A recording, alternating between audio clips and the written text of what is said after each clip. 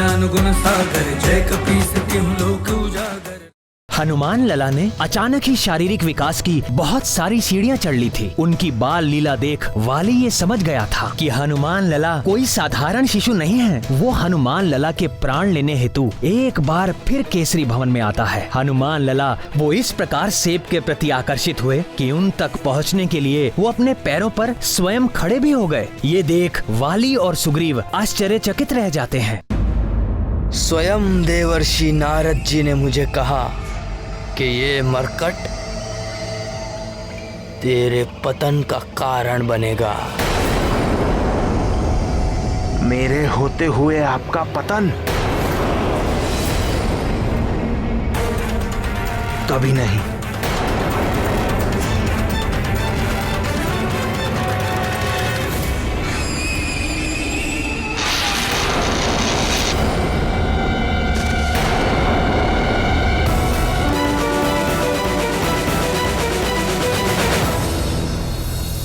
वाली जितना दुष्ट और धूर्त है, सुग्रीव उतना ही निश्चल और सरल।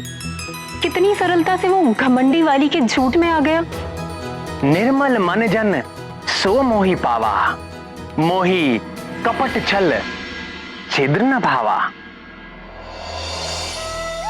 सरल व्यक्ति जैसा स्वयं है वैसा ही संसार को देखता है। जैसे सुग्रीव का हृदय सरल है, इसी कारण वो मेरा मित्र है। जिसके हृदय में छल और कपट हो वो मुझे पा ही नहीं सकता। कपट करने वाला सोचता है कि वो सबको मूर्ख बनाकर अपना स्वार्थ सिद्ध कर रहा है, किंतु अंत में वो अपनी ही हानि कर बैठता है। जैसे देखो, आज वानर राज सुग्रीव की देवता तक प्रशंसा करते हैं, जबकि वाली अपने कर्मों के कारण हर लोक में निंदा का पात्र है।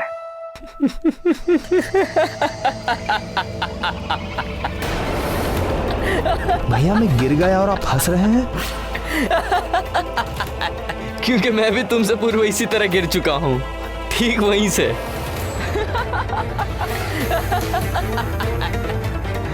कौन है वहां? कौन है?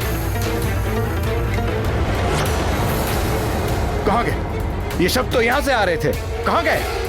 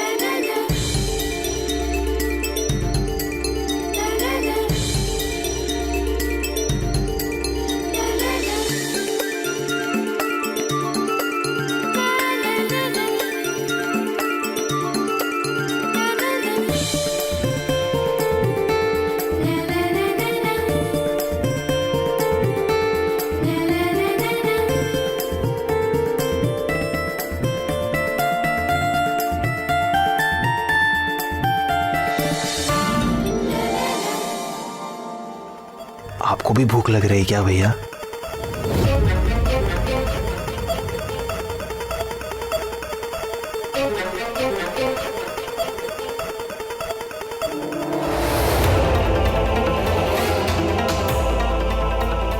आपने मेरे प्रश्न का उत्तर नहीं दिया भैया। कहाँ ढूंढूं?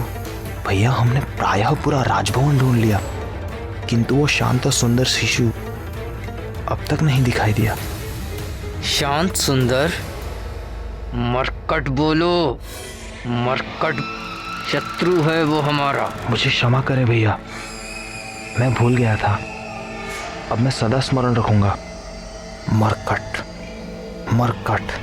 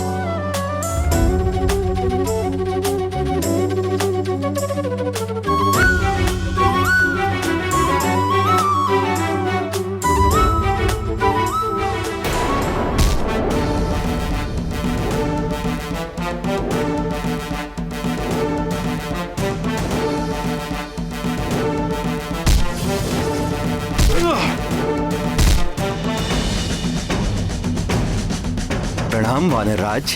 आइए अमात्य, कल युवराज के षष्ठी संस्करण की सारी व्यवस्था हो गई। जी वानरराज, आपसे कुछ परामर्श करना था। किस विषय में? 10वें दिन के नामकरण और संस्कार के लिए अतिथि की सूची के विषय में। सर्वप्रथम युवराज के नाना वानरराज कुंजर। वानरराज, मैंने तो उनका नाम सर्वप्रथम लिख लिया था। अयोध्या नरेश महाराज दशरथ से आरंभ करके अंग, उत्कल, कंबोज, कैकई, काशी, मिथिला, सोबीर, चैदियर,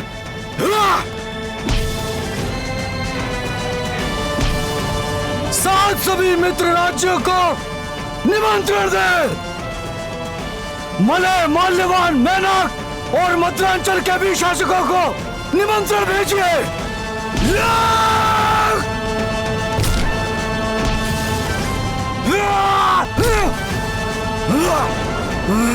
परम पूज्य ऋषि पनग, ऋषि मगध और ऋषि अगस्त को तो आना ही होगा। साथ ही दंडकानन, मतंगारण्य तथा नैमिषारण्य में तपस्या कर रहे सभी ऋषियों को संदेश दीजिए कि युवराज को आशीर्वाद देने अवश्य पधारें। और हमारे सीमावर्ती किष्किंधा के राजा ऋक्षराज और उनके पुत्र वाली और सुग्रीव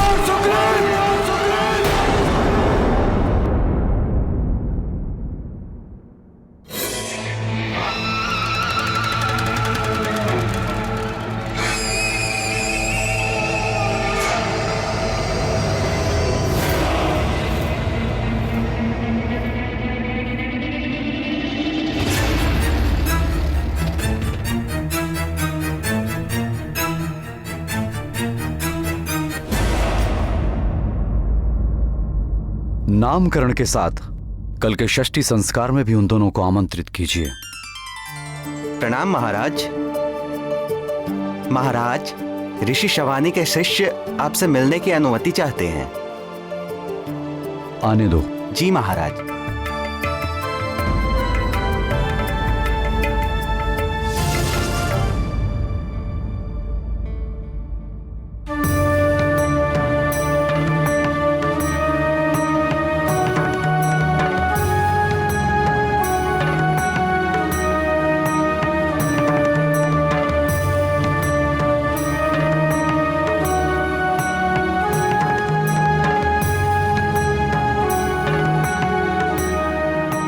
प्रणाम महाराज। प्रणाम तपस्वी। हम दंडकारण्य से आपको कुछ सौंपने आए।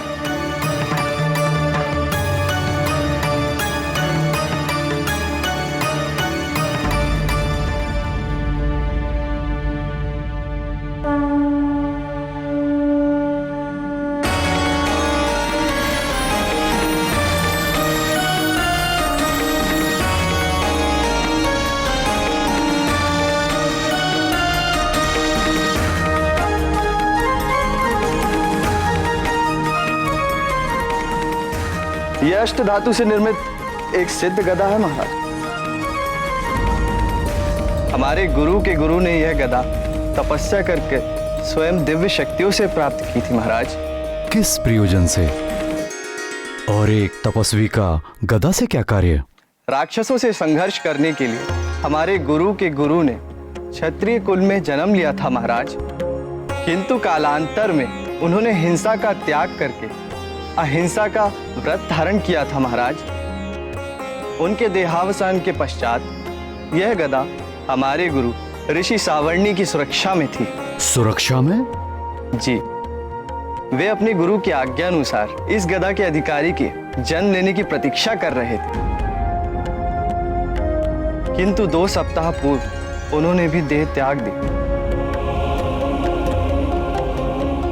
अपने देहांत के पूर्व उन्होंने कहा था कि यदि यह गदा आश्रम में रही तो किसी राक्षसी शक्ति में पड़ जाने का संकट हो सकता है।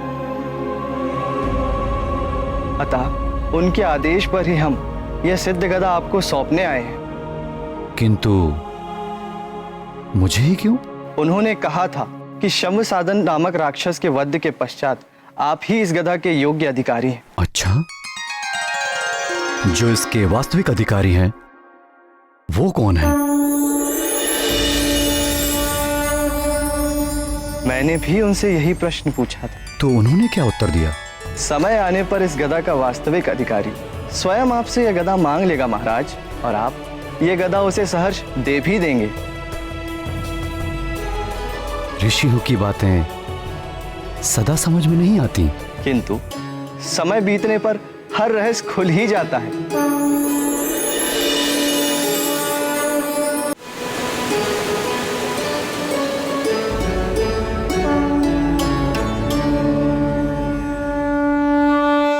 किंतु इस गदा में क्या विशेष है? वानर राज, यह अमोघ गदा है। अपने लक्ष्य पर चोट करने के पश्चात वापस अपने स्वामी के हाथों में लौट आते हैं। और दूसरी विशेषता इसकी यह है महाराज कि इससे टकराने वाला चाहे वो कठोर से कठोर तत्व से ही क्यों ना बना हो, इससे टकराकर खंड खंड हो जाता है।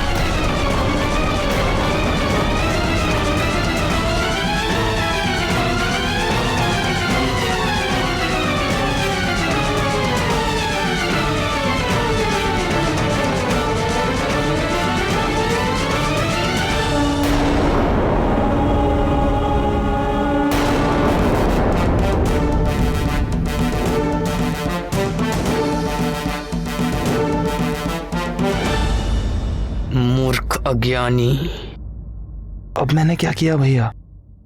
मैं तो कब से यहाँ पे चुपचाप खड़ा हूँ। तुम नहीं, ये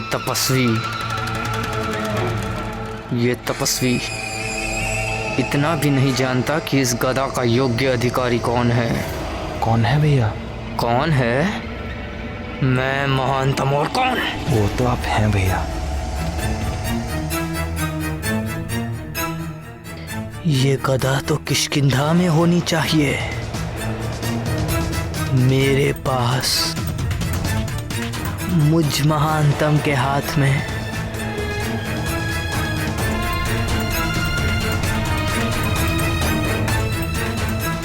ये तो बहुत ही अद्भुत गदा है। आपके गुरु के गुरु अवश्य ही कुशल योद्धा रहे होंगे। मैं आपका धन्यवाद करता हूं। बताइए इस गदा का मैं कैसे प्रतिदान करूं? नहीं महाराज, हमें कोई प्रतिदान नहीं चाहिए। आप राक्षसी आक्रमण और आतंक से निर्दोष मनुष्यों व प्राणियों की रक्षा जैसे करते आए वैसे ही करते रहे। यही हमारे गुरु की इच्छा थी। प्रजा की रक्षा करना राजा का कर्तव्य होता है और ऋषियों को दान करना भी राजा का कर्तव्य है। मंत्री जी। जी महाराज। इन युवा तपस्वियों को हमारी ओर से 1 सहस्त्र स्वस्थ गायें प्रदान करें। अब आप लोग विश्राम करें और कुछ दिनों तक हमारे अतिथि बनकर रहें। आपकी जय हो राजन। परम शक्तिशाली ईश्वर आपकी भुजाओं में और बल दे, आपके वंश को बढ़ाए और सदैव सुरक्षित रखे।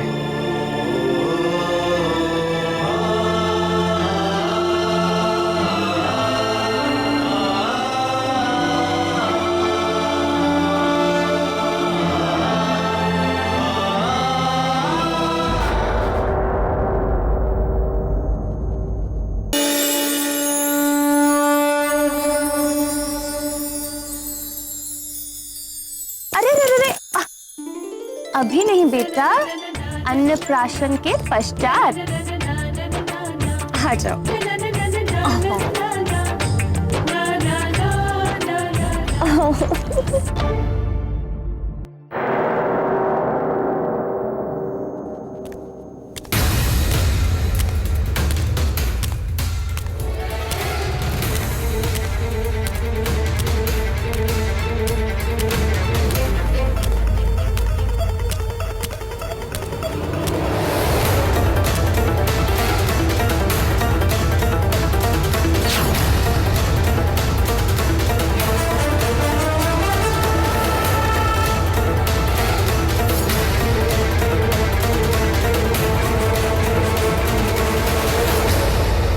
प्रिय अंजने, ये देखो।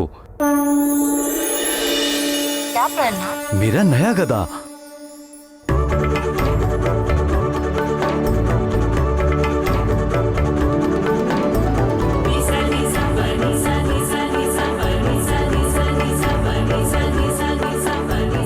जानती हो इसकी विशेषता क्या है? क्या आर्यपुत्र?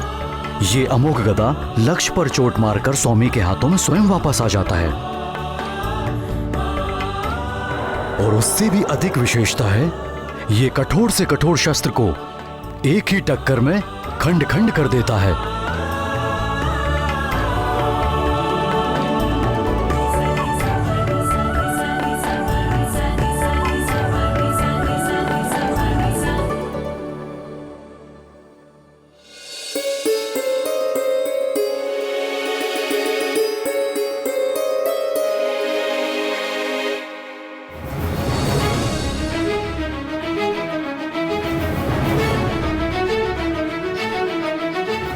ये सब किसने किया प्रिय?